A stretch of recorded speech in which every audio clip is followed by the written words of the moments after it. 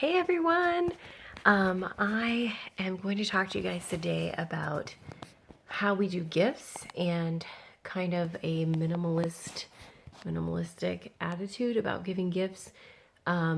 We do love to give gifts, but we also get a lot of gifts. Our family is very generous. So aunts and uncles and friends and grandparents and great grandparents give gifts to our kids.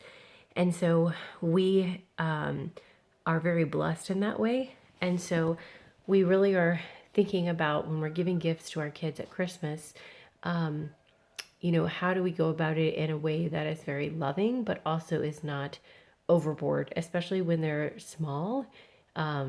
We want them to play with the toys. We want them to appreciate them. We don't want it to just be a ton of stuff that they, don't take care of and don't appreciate. So, really, I'm sure you've heard the, something they want, something they need, something to wear, something to read. That's a big thing that was floating around, and I thought that's so great. Before I had kids, and now I have very small kids, I thought that's really cool, and what a cute little way of remembering it. And now I have 1 and a 3-year-old, and it doesn't apply as much as I thought it would yet. It might later for us, but right now, it's been more of us looking at very intentionally what we want to get them and what would be really good for them at this age and at where they are developmentally, and things that are open-ended and we'll get a lot of play out of them. So we do not do something to read usually. People gift us books all the time, which is awesome. We have a ton of children's books left over from my classroom when I was teaching, and then also people have just been so generous and given us really great quality books. And so we have so many children's books right now that we didn't really go that route. We did in the lines of something they want, something they need. The something they need, we didn't really do, underwear or, notebooks or things like that. We did a couple things they need, but are still in their minds toys and really fun. Like they got a new set of markers in their stocking. And so although I would probably have to buy markers and crayons at some point anyway, because those are things that we use in the house for them. This way, it's something that they see as it is something they need, but it's also something that is very useful. So we did the need kind of that way. The other thing we did is we bought some things to kind of use as resources that were very educational. So my daughter got some lacing beads, a nice set of lacing beads, and my son got some little peg stackers that you can build things out of. So they're kind of like stacking blocks, but they're pegs that go and build. And that's really age appropriate for them. It's not something they would have ever thought to put on a wish list, or they would have seen in a store and said, "Oh, I want that, Mom, and maybe Santa will bring me that." They would have never thought that. But they will use it a lot and they'll love it. And so I do consider that something they need. So what being minimalistic about gifts has done for us is saying, okay, if they're each going to get 3 or 4 gifts, if they're each going to get, one big gift and 2 small things, what do we want that big gift to be? What would be really valuable for them that's really fun, but also they're going to get a lot of use out of it. And so, listening to people who have kids older than us, what do they play with all the time? And you hear suggestions like Magnetiles, Legos, things that are going to be very useful over and over and over again and for years to come. And so we usually have one bigger gift. But this year, they didn't, they have a Little Tykes car, and my daughter has a tricycle. And they got a swing set last year for Christmas. So that's the other thing that's a good idea is if you have more than one kid, thinking of a group gift for all the kids together, and something again that everybody's going to get use out of, whether it's something big like a swing set or a trampoline, or it's something just like board games that they can play together that's a family gift, or for all the kids is really good. And my sister has 5 kids and she's very good at doing that. So shout out Jenny for your group presents for your kids. You guys are always very creative and think of gifts that all of the kids are going to get use out of. And I think that's a really fun way of doing Christmas gifts as well.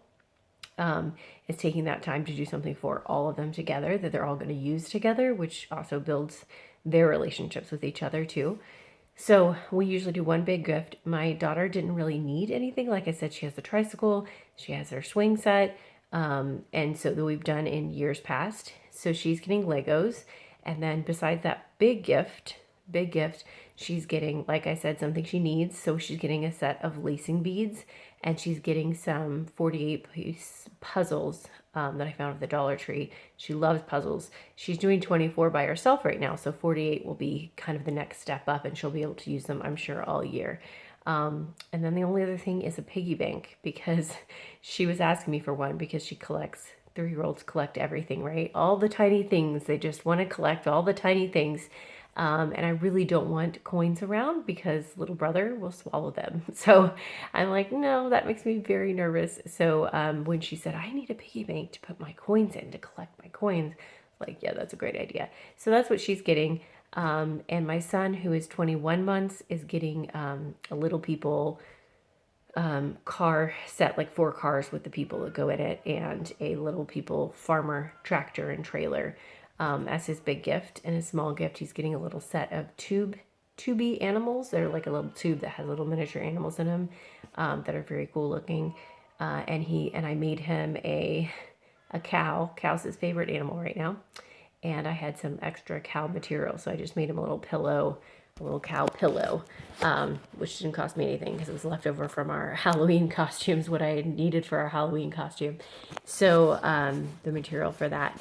So that's what they're getting, and I know that they're going to have a great Christmas, and I know that the toys are getting, like I said, when we have a certain number on it, it helps me not to just be at the store and say, oh, there's a Little Mermaid doll. She'd love that. Throw it in the cart. Oh, there's this. She'd love that. Throw it in the cart. And very quickly, because we love our children, it becomes, there's like 25 gifts under the tree. And I'm not judging anyone that does that. I very quickly would do that. It's like, oh, but this would be perfect for him. This would be perfect for her. And it just grows and grows and grows. So putting a limit on it has helped me be very intentional. And she's still going to get those other little things from relatives. And when they ask me, what is she interested in right now? I'm like, Little Mermaid doll. Okay, what else? What else do I know that she would love something like that? And so I let them, add on those extras, but we really try and get something that is going to be open-ended play and it's going to be used day after day after day the whole year.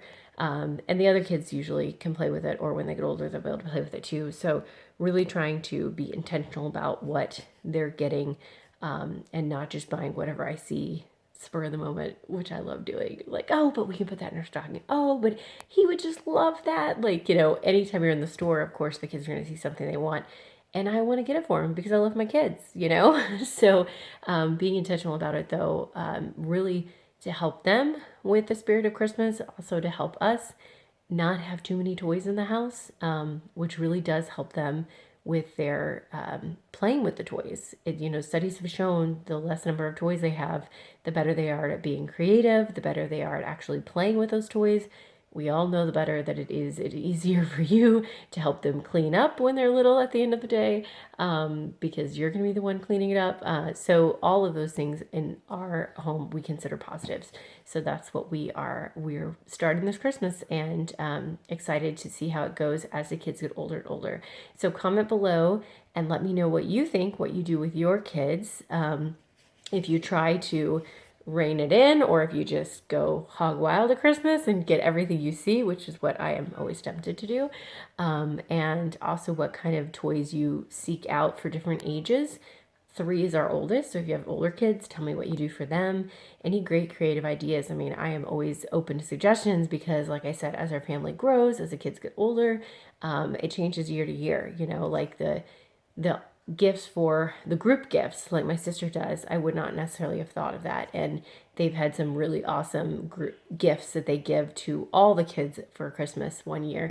And it's just gone over so well. I'm like, that is such a great idea, and the kids love it. And you don't hear them saying, oh, but, I mean, they still get they get their little presents and they're excited about it, but they go all in for a big gift for the whole family, and it's gone over really well. So yeah, so let me know what you think, and happy Advent, Merry Christmas. We're almost there. so exciting. I hope you're having a peaceful and relaxing and exciting preparation time for Christmas. And have a great day. Bye, everybody.